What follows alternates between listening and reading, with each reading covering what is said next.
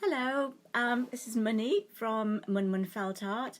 I thought I'd come on here just to do a quick video on needle felting. I'm planning to do a series of videos just to try and tell people about needle felting and to do various projects live.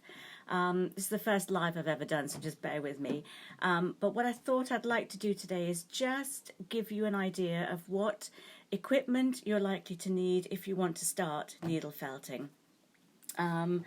So first things first, you're going to need a mat. Okay, so I've just brought out a selection of the ones that I like to use. This one here is just a foam mat. You can find this on eBay or Etsy. This is a Wool Buddy mat. This is from Claire's Crafts Online. It's really lovely. And this one is my current favourite. This is from the Makers. Excuse the state of it, just shows you all the felting that I've been doing. The other thing you're going to need are needles. Felting needles come in various sizes. They start from size 32 going up to a 42. And basically the higher the number, the finer the needle. So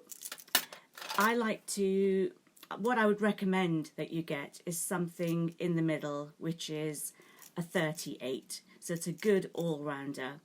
Hi, I see some people have joined us. Hello, Sujit. Thanks for joining me. And also the needles there's 4 different types. But you can basically get like a triangular needle, a star needle, a spiral or twisted needle. You can also get a reverse needle. So 38 gauge star needle is a really good all-rounder, and it'll help you to do needle felted pictures.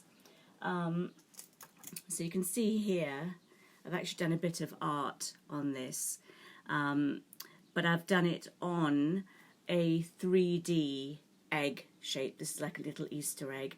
And the 38 gauge star needle allowed me to actually make the 3D shape and also to do the little embroidery on here, which is an example of 2D.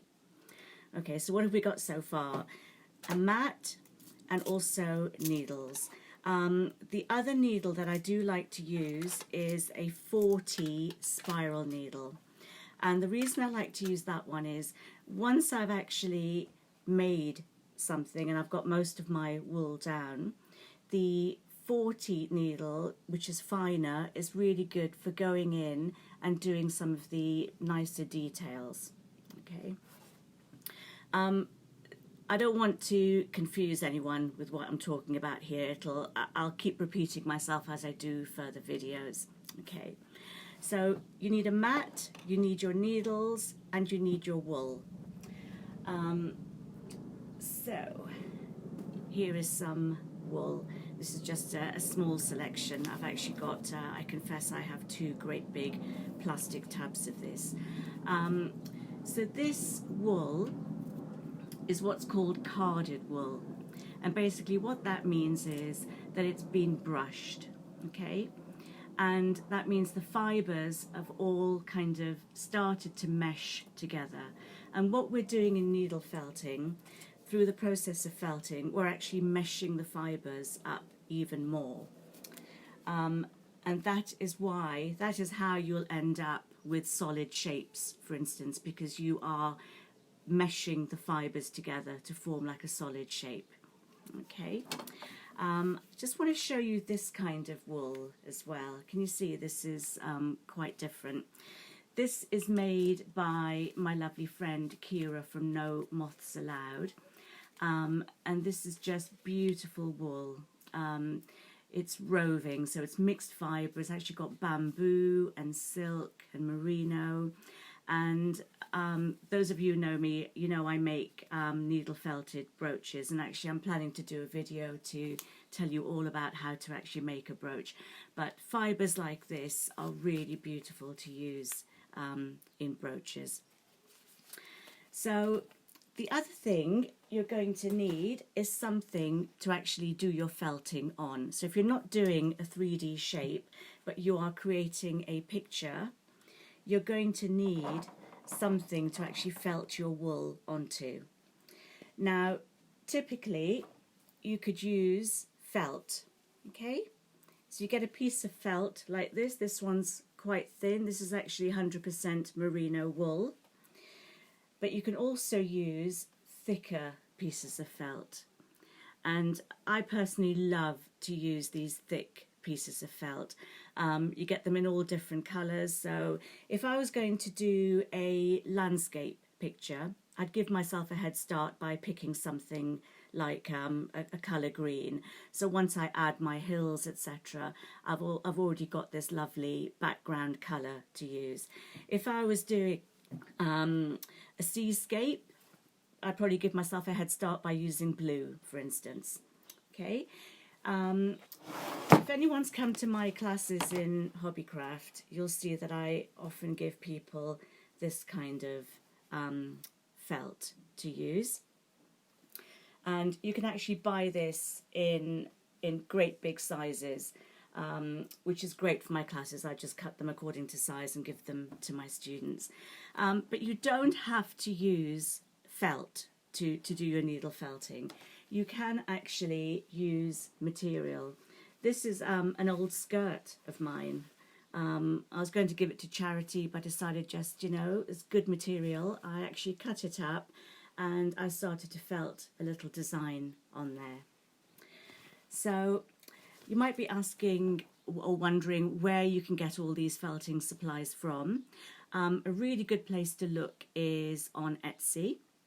But there are various people who actually supply needle felting kits, and where I get most of my supplies from is Claire's Crafts Online. Claire Vines, really lovely friend of mine based up in the north. She sells needle felting starter kits starting from £20, and these kits will actually supply you with everything you need to get started.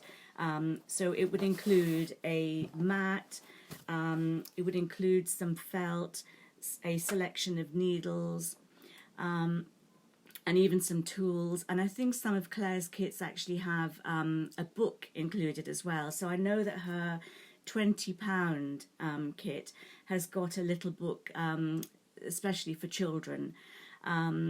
So well worth getting just to start you off on your felting journey, because if you haven't tried this before, you might not know whether you like it or not. So you don't want to go completely mad.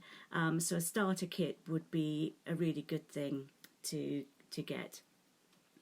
The other thing I do want to say is, obviously the needles are sharp, and I have had many needle felting injuries. Okay, it is going to happen. Nothing that needed A&E, just a little plaster, but the needles are sharp, so please bear that in mind if you're going to start doing this craft. And I'll just show you, they are really sharp tip at the end, which can make you bleed. You can get finger protectors, and I think in Claire's starter kits, I think she does include some little leather finger protectors. So if you are thinking, maybe your child would like to start doing this, I have 2 children, and my youngest daughter was only 7 when she started needle felting, and she's still alive, so there you go. But you can get some lovely tools actually which can help children. So this one here is by Clover, and it's actually got a safety lock on here. Okay, so you can unlock it, and this allows the needles to come out. So if you were felting, I don't know if you can see this, okay, that you don't have to even get your hands near that. The needles just come out when you start to press. So that I would recommend that for children if they were starting out. You can also get this kind of tool. Probably wouldn't give this to a child, it looks a bit more lethal. This one's also by Clover, and this has got 3 needles in there. If I was making something like this, a 3D object, something like this is really good to really punch the wool in. Okay, so I hope that has been helpful. If you have any questions about equipment or different types, or you want some advice, please just get in contact with me on Instagram. It's Mun Mun Felt Art, or I'm on Facebook. Again, Mun Mun Felt Art. So please message me. Also, if there's any particular projects that you would really like me to go through, for example, if you want to learn how to make something like this, I know it's not Easter anymore, but in lockdown it doesn't really matter, does it?